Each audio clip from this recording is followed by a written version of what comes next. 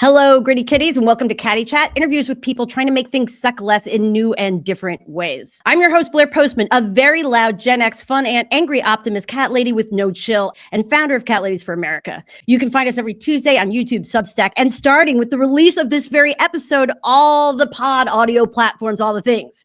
So you can find all of our information, how to become an action cat, all the Cat Lady Palooza on April 19th, everything about us at catladiesforamerica.com. I'm so excited for this week's guest, Jack Inicker, founder of FUBAR PAC. Jack started FUBAR PAC to operate outside the permission structure of democratic politics. No waiting for approval, no focus group schlock, no deference to septuagenarians who think wait it out is a strategy. They use aggressive digital content, high impact public actions, and traditional advertising to force accountability from MAGA Republicans and show them for what and who they really are, incompetent assholes. They are not here to be liked, even by their own side, or to rake in money through spam emails and texts. They're here to be effective, and so far they have some of the highest ROI in the game. Jack Inicker, welcome to the catio. How are you? Thank you. How many cat puns do you have lined up right now? Do you write them down beforehand, or are they just like rapping? Yeah. Like a lot of things. Like I imagine freestyle rapping must be too.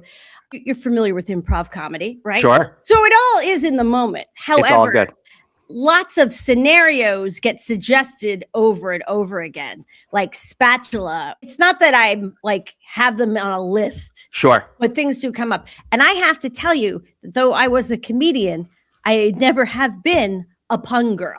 Go back and watch some like old episodes of Batman, like from the 60s. Any episode with Eartha Kitt, wall-to-wall cat puns. That's a great training video for our new captains of our new chapters, especially because our very first post when we were Cat Ladies for Kamala, and I fell ass backwards into this whole thing when I was literally making flip charts, don't ask too many questions, for my solo show for Edinburgh Fringe Festival, summer 2024. And it's a Sunday, and Biden drops out and he endorses Kamala Harris, and JD Vance, all that stuff about cat ladies had just been in the news a couple days before, had resurfaced because he had said it a few years before. Very first post we ever had was Eartha Kitt as cat lady with a little orange tabby cat on a super cool ass convertible. So you've tapped right in. I am so happy to be able to talk to you for real. And I did steal that entry from your website. Hats off to Sydney, my comms director, who rewrote our website and really delved into kind of like helped us hone in on exactly what we wanted to be. It's pretty hard at the beginning because I knew, so the way the FUBAR PAC came together over time was I, like you, was involved with the Kamala campaign, Biden-Harris before that. I worked for doing veterans and military families for Harris Walls and Biden-Harris before that in Pennsylvania. I've worked in veterans organizing for years now. After the campaign was over, I knew I wanted to do something no longer involved directly with the party because I saw the party making the same mistakes over and over again. I knew that at the time I had made a lot of suggestions that said, hey, if we do X, Y, Z, if we talk about the PACT Act with veterans here in Pennsylvania, if we message specifically about affordability issues, if we try to reach people where they're at with a different message, then I think you're going to break through. Problem is, nobody listened to me. So didn't do that. And then realized at the time. That's great, Jack. And instead of that, what if we did something totally not that? What exactly. about then? Yeah, I mean, that's exactly right. So I said to myself, you know what, let's try something new. Let's go out and let's like lean in on the attention economy. That's why we smashed a Tesla. It wasn't to smash a Tesla to yell about the people who made the Tesla. It was about bringing attention to the cuts that Doge was making across the federal government and tanking of USAID. So to me, like, it was about making sure that we are everywhere all at once with big flashy stunts in a way that we just couldn't do before. And I didn't want to get stuck in a path where I was having to listen to somebody else's opinion about what they think was going to work when their opinion was clearly wrong time and time again. So I'm profoundly ADHD. And so what you just witnessed from me not interrupting you 15 more times is an enormous amount of restraint.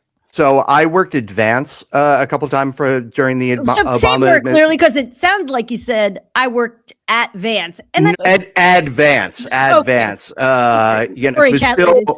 JD Vance was still saying that Trump was Hitler at American that Hitler. point. Yeah. You know, no, he was still on the right side of history. Big swing. It's a big swing. Yeah, big move. I don't think I've ever said anybody is like Hitler and then like clack like 5 years later and been like, no, I completely changed my mind about that guy. Because the Hitler stuff, it was more like the charisma. Exactly. I've never made that big of a revision, but then again, I've never had to for my job, which this is what it is for JD Vance. He will go out and do and say anything that the people that own him want him to say, which is his big donors like Peter Thiel. Yeah. I mean, you were doing advance. I only did it a couple times. It was great. It was wonderful. Locally at the time, I had been running veterans and military families in Pennsylvania and in Philadelphia, had been organizing veterans. And I've been organizing veterans my entire adult life. Tell us a little about your background and your family's background in the military and how you came to do that. So I'm the third generation in my family that served in the military. Grandfather was a pilot during Korea. My dad was a radio guy during Vietnam, and then I served during the Iraq and Afghanistan wars as a nuclear weapons system specialist in the Air Force. I stayed in for 6. I had the option of kind of staying in for a career. At the time, I saw some real inequity that existed within the military. Like, don't ask, don't tell. I said, hey, there are real fundamental changes that need to happen that can't happen on the inside. They have to happen on the outside. And it was that really said, hey, I'm going to go back to school, get a master's degree, start doing that work. I've been advocating for veterans benefits, making sure that folks who have exposed to toxins like burn pits or Agent Orange get the care that they need. That part of our work is not necessarily the only thing that we do with FUBAR PAC. Like, I come from veteran background. I always like to say that all issues are veteran issues, magnified. When you talk about like the overdose deaths in America, see that veteran population is like 50% higher than the general population. There's any problem that you can think of within the scope of American politics, it's affecting veterans even harder. We want to get them the care that they need. Said, I knew that the things that we've done with FUBAR PAC is like to really complicated issues. Our video series, really simple chunks, boiled down to the bare essentials, rigorously fact-checked in under 45 seconds, and then try to make it funny. I'm not going to guarantee that it's funny every time. We try. Yeah. I know about that. People who follow us and follow this podcast, but follow our account and our chapters and the activism we do, will know that I'm a comedian, but also I have done 10% of the amount of comedy in the last year that I had done in any previous year. And because it's grueling, but also there's so much work to do, but also sometimes I'm just like, it's just hard to make certain things funny. It just really is. Yeah, right. I mean, usually do, kind of be judicious when it comes to like, we try to deploy comedy, like the situation with Dilley Detention Center, which I'm sure your audience is really familiar with. And for those that aren't, hundreds of kids that are currently being illegally imprisoned in a jail, essentially in Texas, Dilley Detention Center. Kids wrote letters, basically telling about their experience. And then after this ProPublica story happened, guards went in and destroyed future correspondence so people couldn't hear about it. Right. So there are things going on in the world that it is impossible to make funny. And I don't want to make those things funny. I want people to go read about them. I want people to understand them, Also, mocking, punching up, as you would say in comedy, classic, and can be very funny while also being very revealing. So, and that's where you guys have really shined. Before we get to that, because I put a pin in something in my head that I do not want to forget about. Please. And that is your experience. I've never really talked in any public way about this, but when I came on board as just this adjunct cat lady for Kamala, and I lived and worked in and around DC for a very long time. I worked in adjacent, this book writer speakers bureau. I work at, that. And was never in like on the Hill. I never worked for a politician. I never worked in like a, first job out of law school was at a nonprofit, but that was about the closest I am. Committee for Freedom of the Press. Okay. I'm not the name that's going out on their fundraising letters, but you hang around the office long enough, you're going to pick up a few things. Yeah. So, my experience into that, because I was like, I have all these thoughts and ideas, but I've never done this before. And we've got, it's 103 days or whatever it is. And I guess what you want me to do? Phone banking with all these cat ladies? Okay.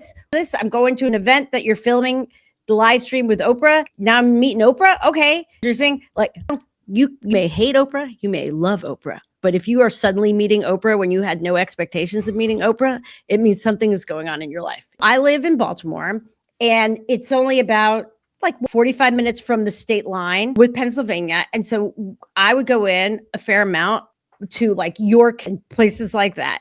They would send us in, and I grew up in New Jersey, just outside New York City. And I'm in all these groups, and they're like getting caravans together to send people from New York down to where I am. And they're getting people from LA to go out to Las Vegas. And I'm just like, hey guys, first of all, it's like 4 weeks before the election. And also, if I were in New Jersey and you sent somebody from Alabama to tell me who to vote for, I would go tell you to go fuck all the way off. Yeah. The relationship, like level so broken. And lobbying, like door knocking, like, it's going to reach people, right? Can I tell you the darkest thing that I'm making this about me. I just feel like you will understand this in a way. I just wasn't on the inside of anything.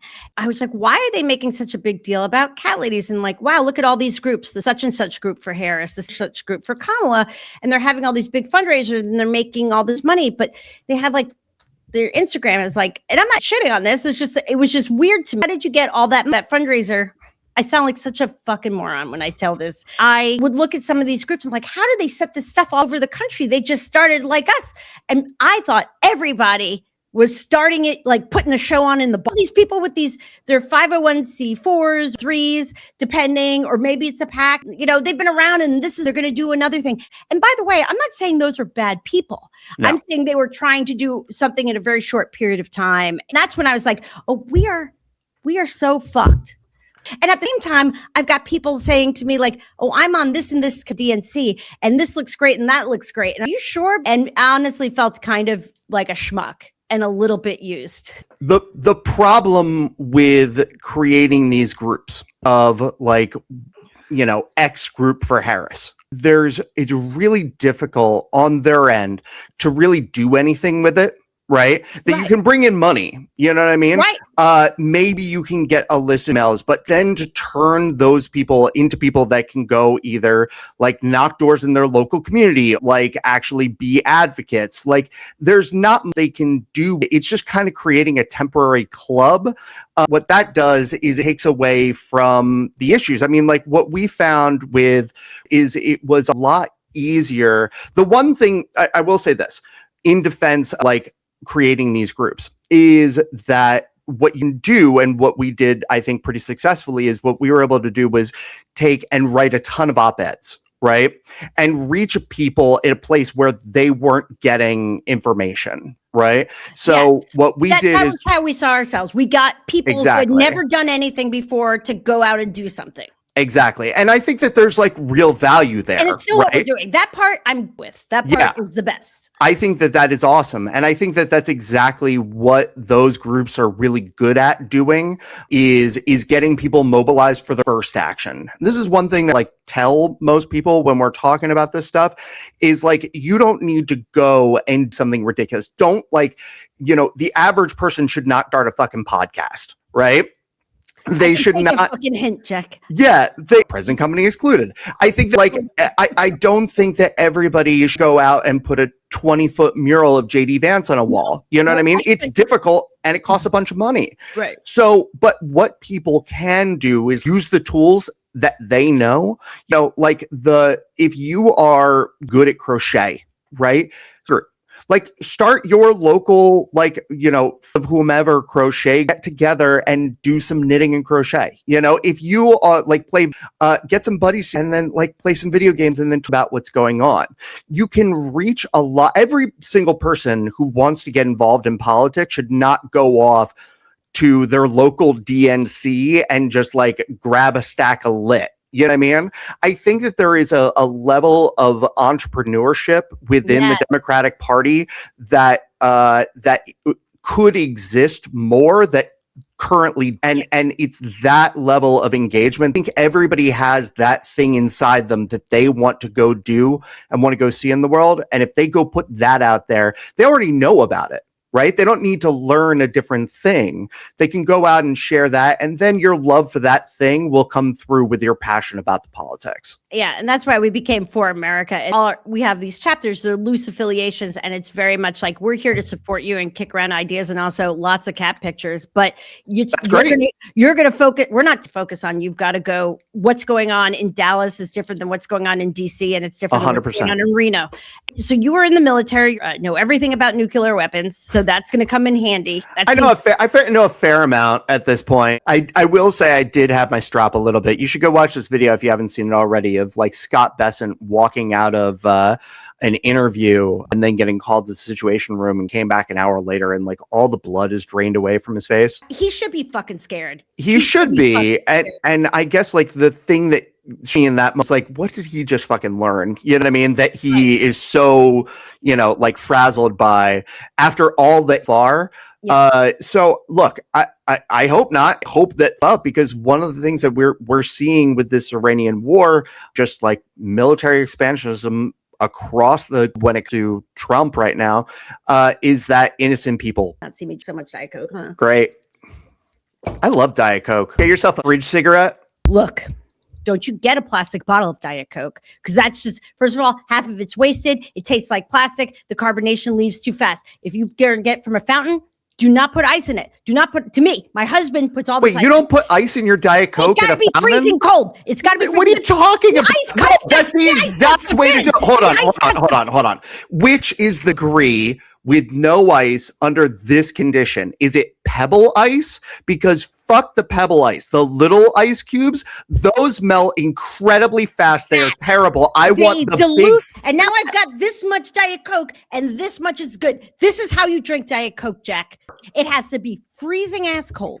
The best day to day is a can. And I actually recommend, cheers, my friend. Yeah, cheers. I like the baby can. Wait, the dream is a very small glass bottle that is freezing cold. It's not frozen. It's not, the liquid isn't frosty. Now, they cost about $100 each, but that's the dream. Well, would you like to get what my choice is?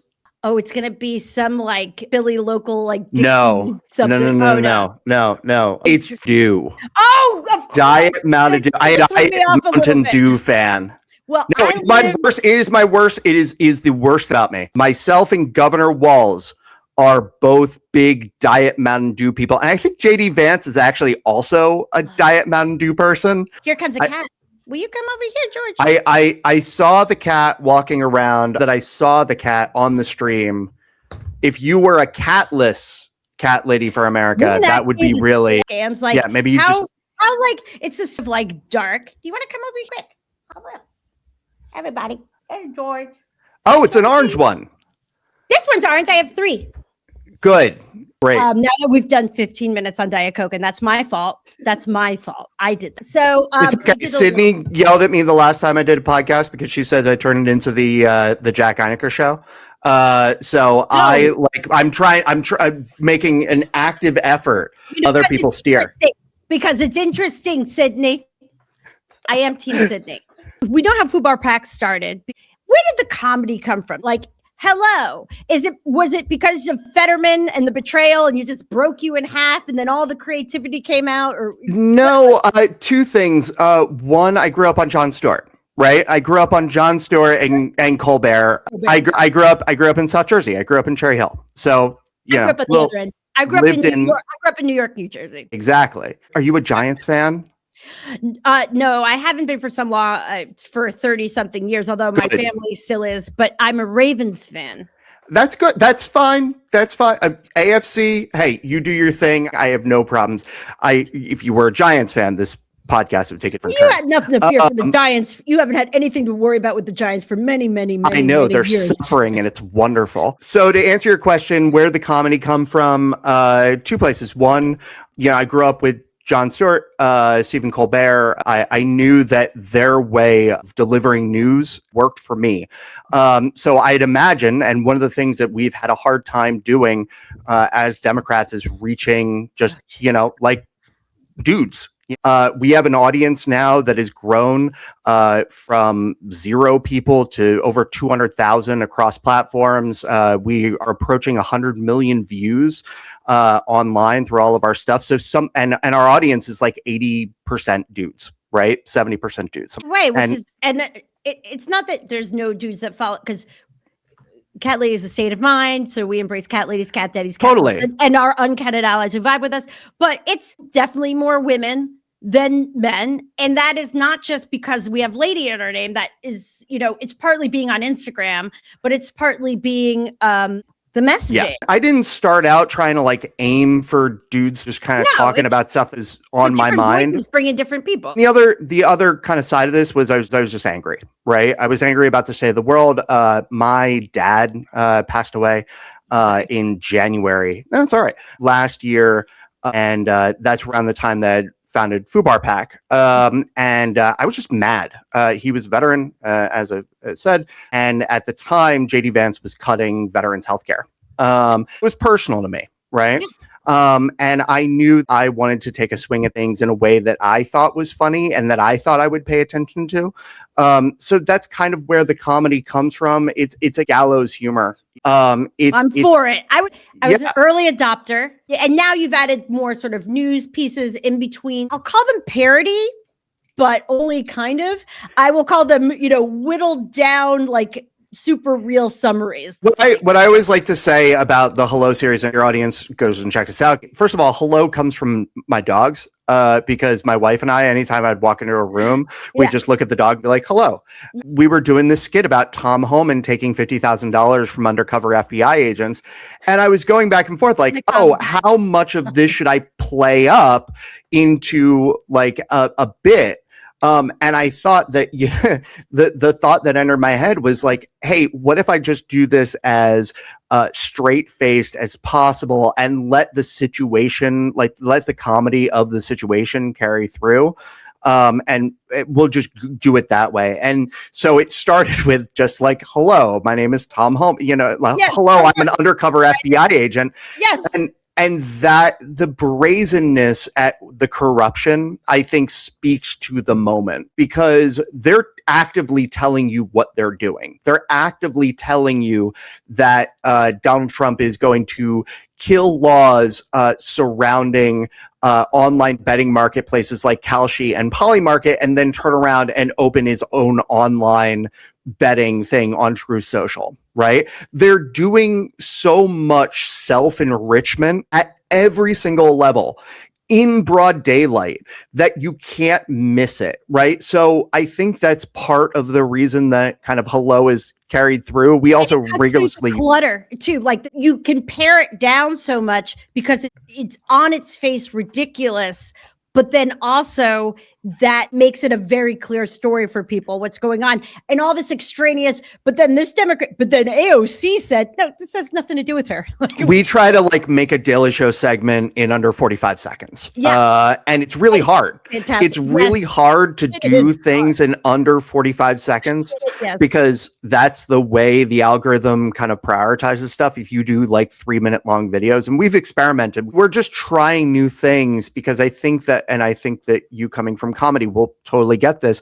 If you do the same bit over and over again, you just become known for that bit. Yeah, and the problem with that for me is then the bit gets stale. I still like doing Hello, and I want to continue doing it. We only release 2 videos a week, right?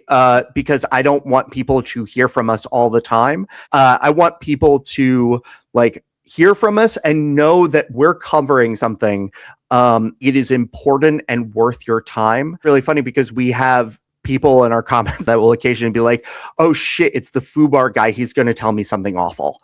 Right. And I don't want to do this. Right. I would much rather have a functioning ass country than have a PAC. I'd rather stream video games. I'd rather literally do anything else. But I think that kind of attitude is actually really healthy, because the people that want to do this all the time, the people that want this state of the world to exist because it helps them kind of like elevate themselves, ratings, or like that is unhealthy. Like a healthy ass country, I want education to come back, and I want people to have healthcare. I want people to be able to afford a home and not worry about some big corporation buying it. And there's only one part of this country right now that is saying actively no, right, to everything.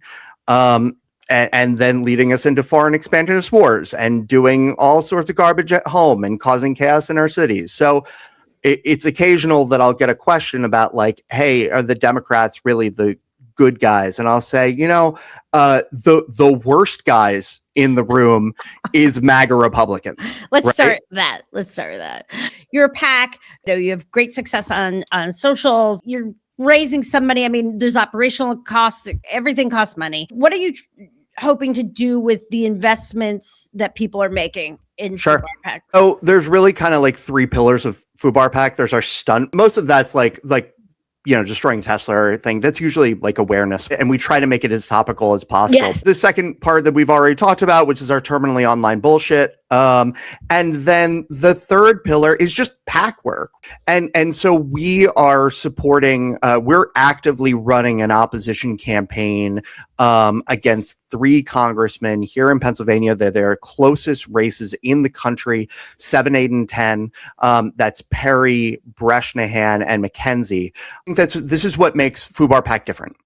Is we don't really think about the Democrats, right? We are here to throw spitballs at the Republicans, right? You need to be good at it, right? And we're learning how to be good at it. Yeah.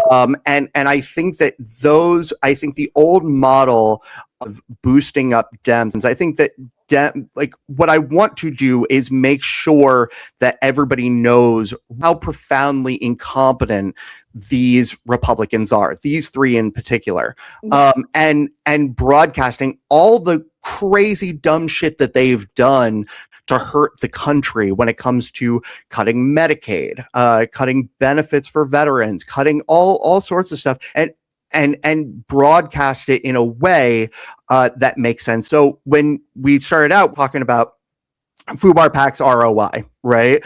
We make all of our content in-house. We have gotten really efficient at making what is essentially 30 to 45-second ads in-house. Right. Our plan is that, and where we're going from here, is our own Instagram ads against those candidates in their districts, hyper-located, that are funny, in exactly like what we've done with Hello, that reaches the voters out there. And I think that it's going to be really successful. And we haven't put the first ad out yet, and we're really excited to. But you were asking what you're really buying into with FUBAR PAC and a donation to FUBAR PAC. That's what you're doing. You're getting, most people when they give to a PAC are ultimately giving to whatever media consultant group that PAC hires to make ads and then put them on air. They're usually bad. Right? They're usually terrible, and don't reach the desired audience. And they're made in this vacuum of this idea of what works on television, reaching a septuagenarian, reaching somebody in their 70s and 80s that's watching MSNBC in the middle of the day. They're not thinking through, especially online ads. There's some people that do it really well, like Kat, who's running out in Michigan. Exactly. She put out this great opposition ad, but a lot of the standard groups aren't thinking through an Instagram ad should be, what a YouTube ad should be. They're just taking the same schlock from television and putting it online, and it doesn't work. We've spent why does it not $1 billion doing it the last election. So what we're doing is we're learning twice a week to make that content in-house at, 1/100th of the cost. And I think it's great for people to know what FUBAR PAC is doing.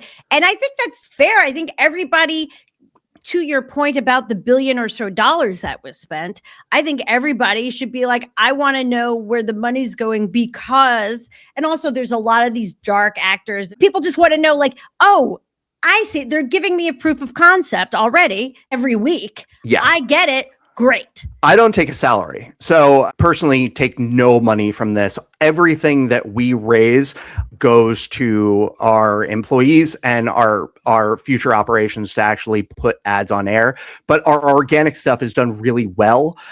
So we're looking and we're looking at different ways to come up with things that people haven't tried yet. You know what I mean? With creating like opposition merch to get out early in the in the cycle in places that people will see it. So we're going to try different things that isn't usually done because and here's the dirty secret about politics and people who work in politics, right?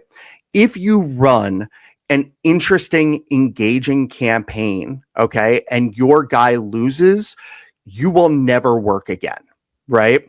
If you run the most boring schlock possible, right, and the most milquetoast campaign and your guy loses, it's his fault. And you will go on to work at other races.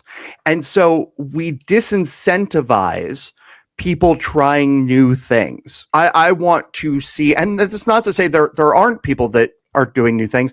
I think that there's groups like Leaders We Deserve who are out there on the front lines trying new things. I'm going to say my friends at Can't Win Victory Fund and Cape Bar can't win or now can't lose. I mean, they do a lot of modeling and very specific online ad research. Yeah.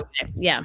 And so I think that there's some people, but what we need is a new generation of people, a new thinking amongst the people that are coming in and running these races. And I mean, ultimately they have to be less beholden to, billionaires who are paying the bills, and that are dumping all this money into the think tanks and kind of these other groups that are really killing good candidates. So I want to see institutional change within the Democratic Party, and that's what I think I'm adding to with my nonsense.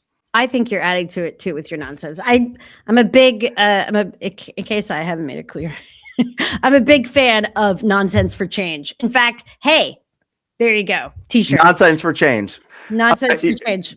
Speaking of shirts, I'll show you. I hope you enjoy my primary Fetterman hoodie. And especially, I don't know if you did some advance for him or you did some. I ran veterans for Fetterman. Look, that was me. Man. No, we fucked up. Angry.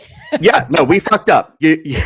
Everybody knows they fucked up when AOC comes out and puts out a Connor Lamb apology form. And that was like at least a year ago. She apologized to everybody in front of everybody to Connor Lamb on more than one platform. And he accepted that apology, and bring me more of that. We were very early in saying he should resign. Yeah. He is not well. I hope he gets the help that he needs. Also, every choice that he's made, over the past year, that he's broken with the party on has been ridiculous and deplorable. Are you supporting anyone in particular, or are you just doing the anti-Republican in those districts? For senator? In my districts? In your work that you're doing in the districts? I don't weigh in on it. The reason that I don't is I don't want them to have to be beholden to my bullshit, right? If we go out and do something dumb, right? Protesting against Mackenzie, I don't want voters to look at candidate is and say, oh, he's got a close connection with the FUBAR guys. They said X, Y, and Z. No, it is my anger. Tied into big FUBAR. Exactly. It is my anger at Mackenzie and Perry and Breshnan that drives this bus forward. I don't really care who the Democrat is. I want them to be good. I want them to be actively good. And I think that all of those candidates will be good. I'm excited about all of them. Your posts are so successful and so well loved, but just to give a vibe, like I I don't even remember what it was about, but there was some post a couple of months ago and I happened to catch it like really quickly. And I just quoted you and was ha ha ha. That dumb comment that was literally just quoting you got like 10,000 likes or something. And I was just like, damn, these guys are on fire. Cause that was another, I mean, it was just an appreciative ha ha ha ha. We'll say is a marker of how wonderful audiences is and has been, and I'm deeply appreciative of every single person. You come like our stuff, and with you watch our stuff, or you donate at FUBARPAC.org, or you're a sustaining member. All of these folks, the love and support that since we started doing this has been amazing, and I appreciate every single person that's come along on this wild ride.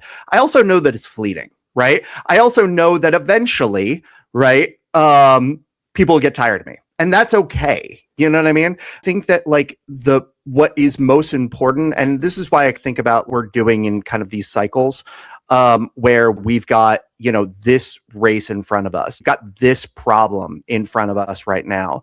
And what can we do right now that's going to have the most impact? And I think we're having real impact, that we can highlight these kind of like below the fold stories and get people actually talking about them.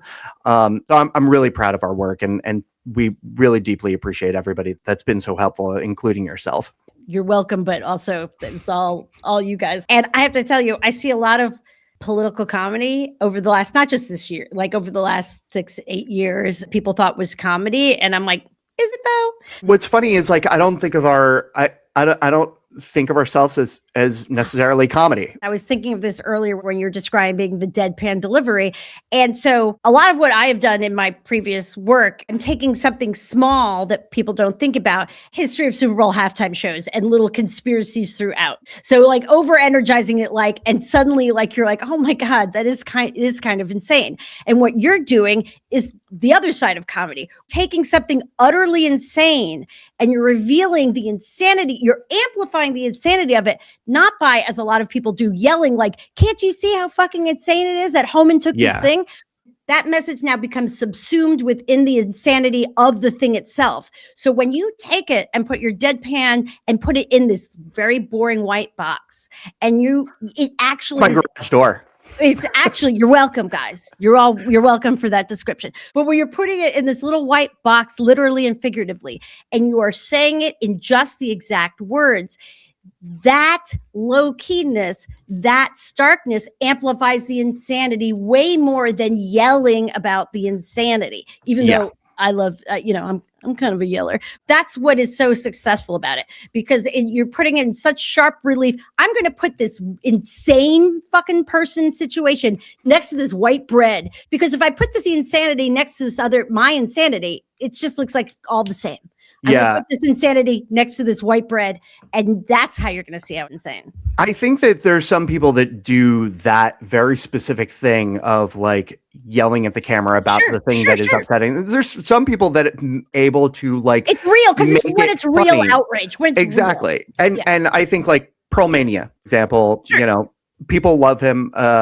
He does that where he yells at the camera and shows, feelings on a string. He is also a trained comedian. I am not a comedian by trade. You know what I mean? I've never like done stand up on a stage. I did a little fucking like theater growing up. Like, oh, here we go. Of course, every political person is a theater kid. But what I'm saying is that like one of the reasons that, and to speak to your point, we did structure our videos the way that we did is because I wanted to kind of like do exactly that, make the reveal like the insanity of the thing and let it carry through. And we've graduated from that slowly over time to try things like Pete Hegseth, who, we have him wear a muscle tee and a tie, cover his body in like dumb fucking tattoos. There are things that I will do to play up how silly the person is while delivering lines. But yeah, usually I don't tell jokes per se. I will occasionally make a movie reference. We try to let the comedy carry itself through. And I think we've done a pretty good job at that. The cat ladies of America have a special beef with a lot of people in this administration. Many of them especially hate J.D. Vance. Sure. It's sort of, he's part of our origin story. And you did your mural. It was quite popular. People come and take pictures of it. It's better than the Liberty Bell. But when you dress up as these people, you do various kinds of outfits. One thing you do is makeup. Now, I talked to Sydney and I asked, I hope I'm not revealing anything that's going to ruin your entire organization, but I talked to Sydney before this and I said, could we do a makeup put on together? And she said, oh, Jack can't put on even the makeup badly. Even the bad. I'm like, surely he can do the thing with the eyeliner and the stuff that looks awful. No, that's not like, me. No. That's my wife or Sydney or somebody else in and makes me up. No, I'm not the one doing that. I still haven't. I've been trying to learn with the eyeliner. My wife taught me a good trick though.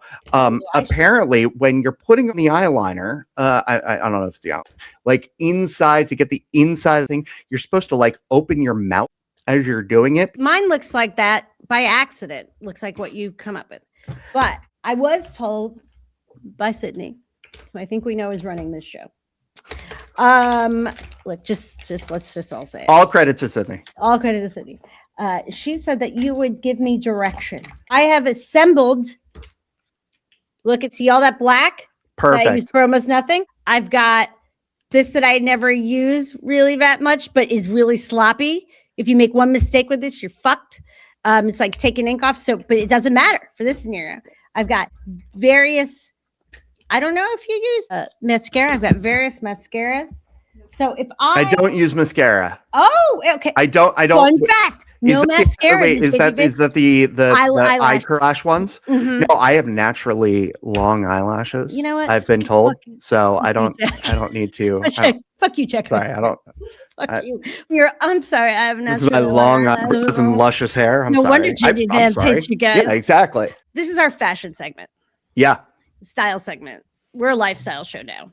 We're actually an open funnel to a Maha train. So I've got the big brush. Yes. I got the little brush. What do I do first? I think that you have to do the big brush. Okay. And got to go really big on those ovals, right? Like you got all the way around. So this is just black. Great. I tried to do this. There you go. You got to go further out. You got to go even further out than that. Like down this? There you go. Feels sloppier than yours. I feel like yours is more precise. Oh, no. Like mine is terrible. I don't think except in the last video Sydney did, it was fantastic. It's gotten, that's great. I see. That's perfect. Wow. This is. Now you got to do the underside. Oh, God. See this? I think we got to get this brush. Just because I don't want to. That's great. That's perfect. You gotta say perfect. If I'm doing this, you gotta say perfect. Oh, perfect. Do I have to roll my tongue? I can't do it. Thanks for the enthusiasm, Jack. I appreciate it. Perfect. It looks cat-tacular. Okay. Fantastic. Now, if I was going to change any of this for the other eye, what should I do differently? I'm looking at Sydney and seeing if she. I hope I have enough time to get them. She really got to pack it on. Pack it on thick there. Stipple. I don't know what stipple means. She doesn't know what stipple means. Actually, Sydney, just grab a chair and come over here and we can both. You won't be able to hear her. I feel like yours doesn't look this dumb. Here you go. You can pop in here. This is stippling. You got to stipple. Really heavy and then. Oh, so like this. So if I'm doing this, like this, and then I'm doing. Yeah. And, no, so it's not white stipple. Oh, yeah. It's not it's a stipple. Yeah. It's not a brush. It's a pat. It's not a brush. It's a pat. Well, you know what? I'm willing to. See? That's what I'm talking about. I'm willing to gift this to you.